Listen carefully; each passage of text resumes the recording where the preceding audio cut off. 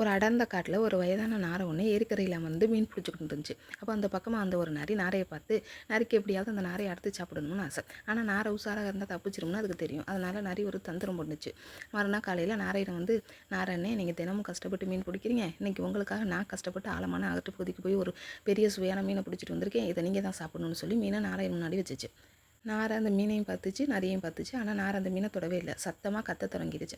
அந்த காட்டிலேருந்து மற்ற விலங்குகள்லாம் அங்கே இங்கேன்னு ஓடி வர ஆரம்பிச்சிருச்சு. திட்டம் சொதப்பியதை கண்ட நரிக்கு ஒரே குழப்பம். நரி நாரையிடம் கேட்டுச்சு, நாரண்ணே நான் உனக்கு நல்லது தானே செஞ்சேன், கஷ்டப்பட்டு மீன் கொண்டு வந்து கொடுத்தனால அதை சாப்பிடாம ஏன் இப்படி கத்துற, சத்தம் கேட்டு எல்லாரும் வர்றாங்க அப்படின்னு. அதுக்கு அந்த நாரை சிரிச்சுக்கிட்டே சொன்னிச்சா, நீ இவ்வளோ நாளாக என்னை பார்க்கும்போதெல்லாம் பதுங்கி பதுங்கி போவ, அப்போவெல்லாம் நீ உன்னோட பசியை பற்றி மட்டும் யோசிக்கிற, சாதாரண நரின்னு நினச்சேன். ஆனால் இன்றைக்கி நீயே கஷ்டப்பட்டு எனக்காக மீன் கொண்டு வந்து தரேன்னா நீ என் பசியை திக்கவில்லை, என்னை உனக்கு இரையாக்க பார்க்குறேன்னு அர்த்தம். இந்த இலவச மீனுக்கு பின்னாடி ஏதோ ஆபத்து இருக்குன்னு எனக்கு புரிஞ்சு போச்சு, அதான் கத்துனேன் அப்படின்னு சொன்னிச்சான். உழைப்பு இல்லாமல் எதை நீ இலவசமாக பெற்றாலும் உன்னை யாரோ ஒருவன் விலைக்கு வாங்குகிறான் அல்லது ஏமாற்றப் போகிறான் என்று அர்த்தம்.